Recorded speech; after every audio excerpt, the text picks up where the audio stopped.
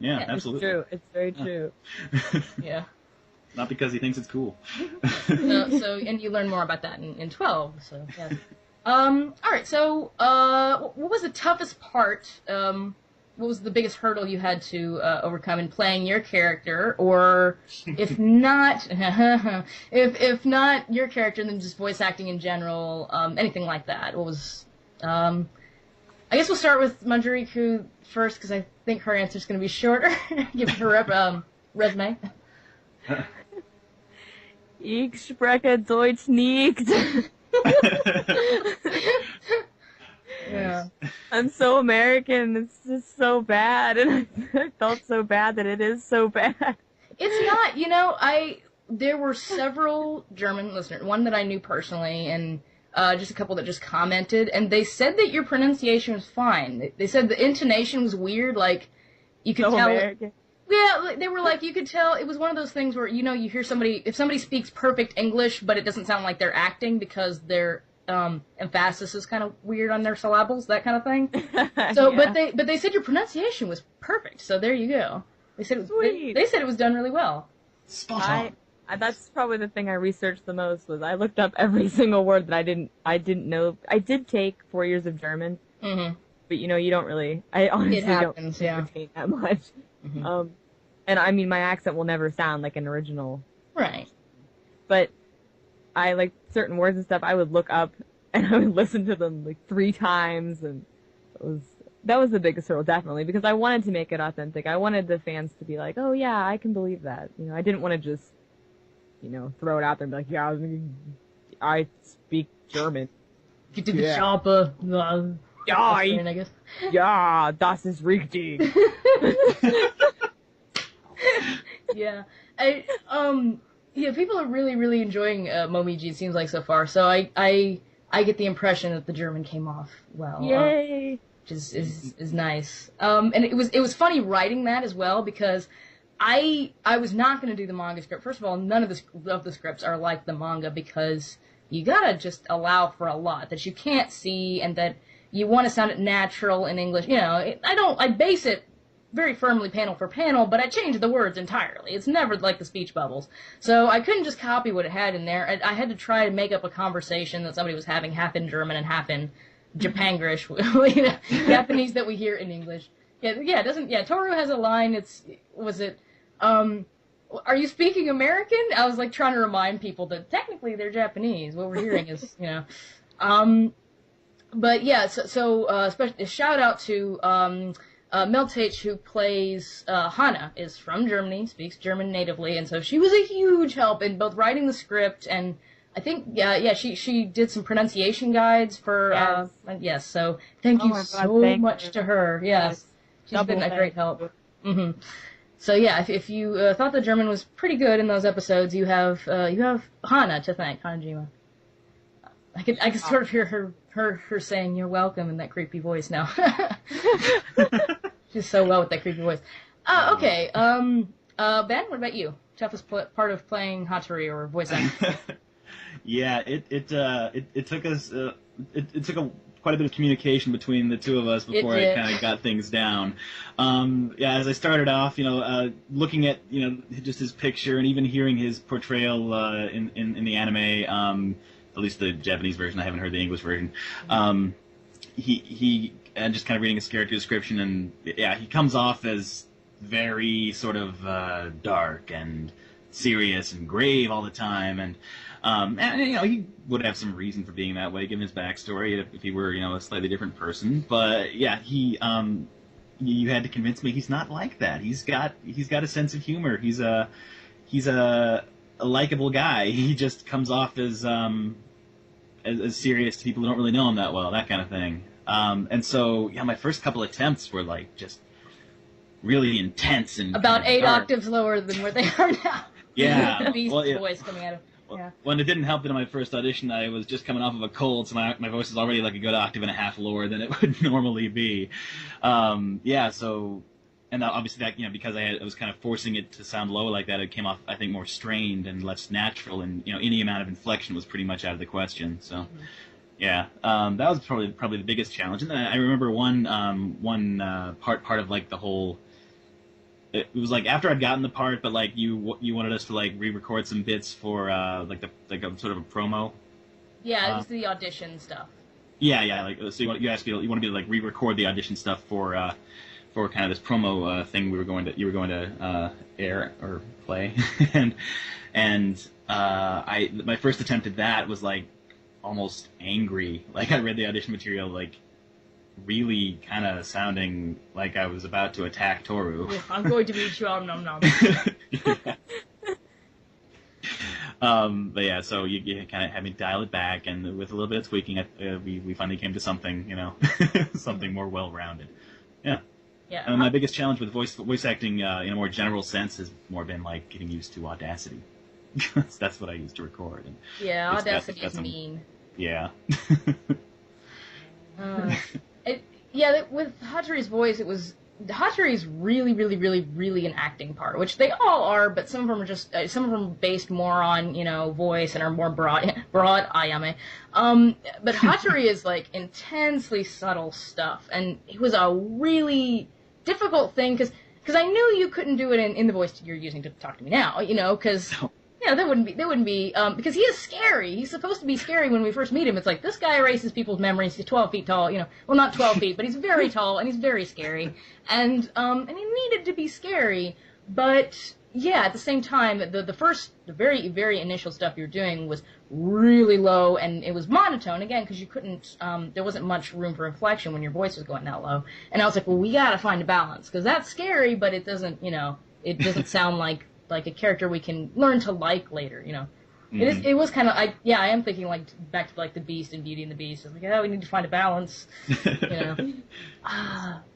But yeah, okay. So, what do you enjoy most about your characters specifically?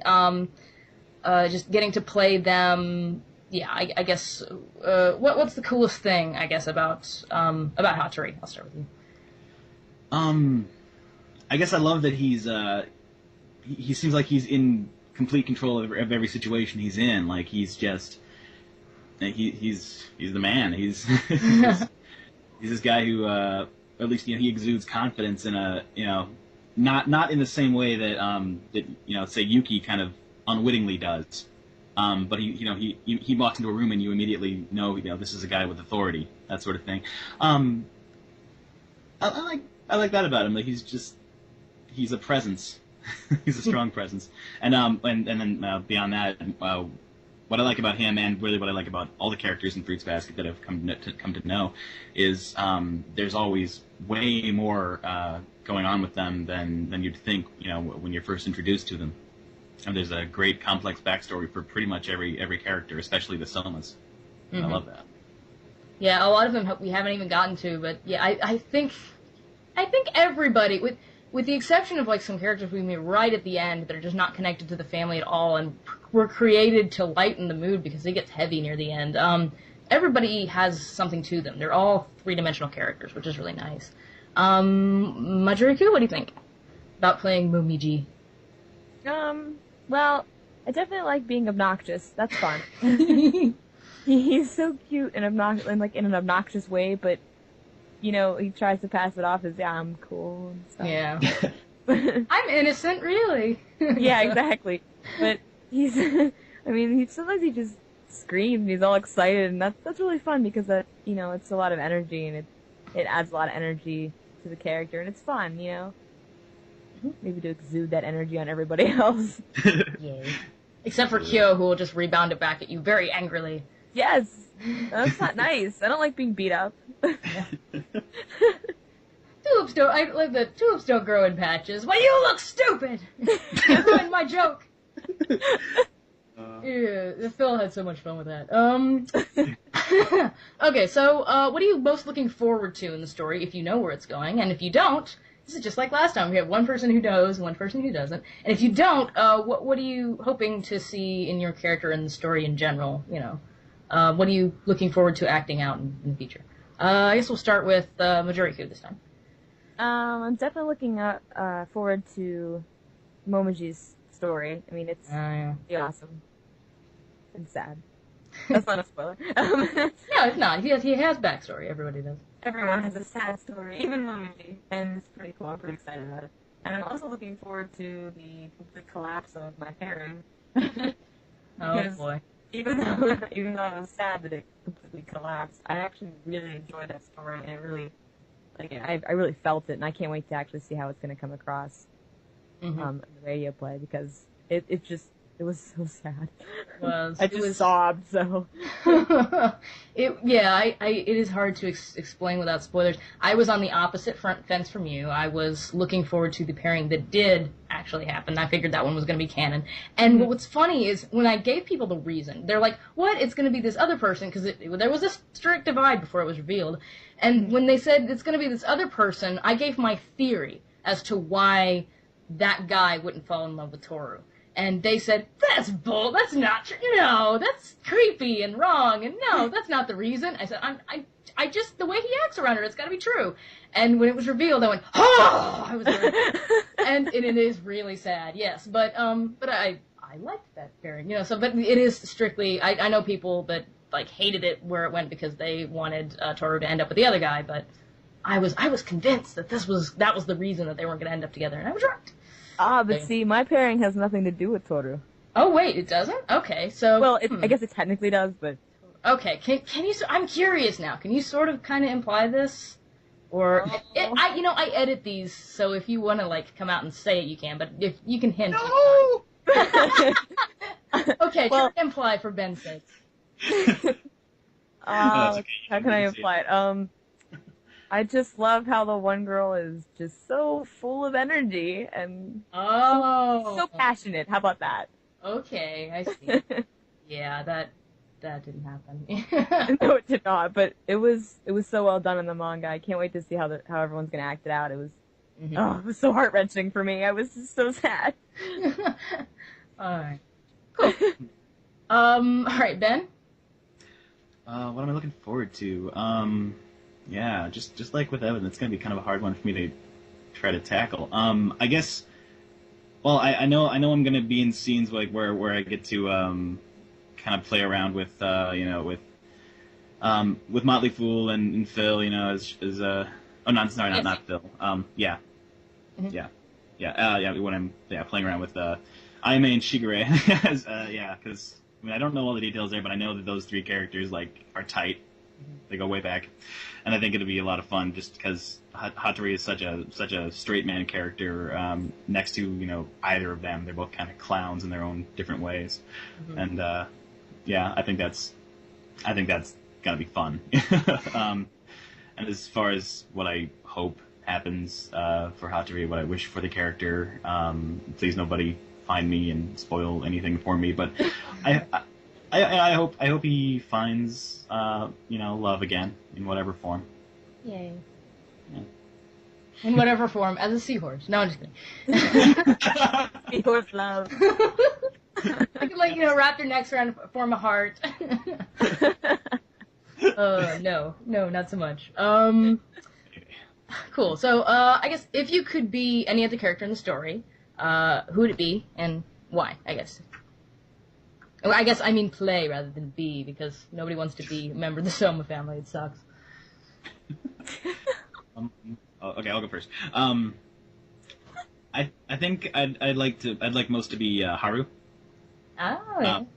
I love the whole idea that he's kind of that he's got these two extremes to his personality to the point where they are separate personalities, and I like him. In the little bits of the script I've read that include him, he seems like he would just be so much fun to play. I'm actually kind of jealous. I haven't gotten to mixing these, but since this is going to come out right before the Haru's first big, you've heard a little bit of him in episode 11, but his first big appearance. I will say that Liam has the most terrifying evil laugh. He just turned it on immediately. It is very fitting for Black Haru, so it was a lot of fun to just go through those and be like, which one of these is the best? They all scare me. What about you? What do you do? I would love to play Akito, actually. Ooh, yes, indeed. Because their character is it's just so interesting. It's like evil and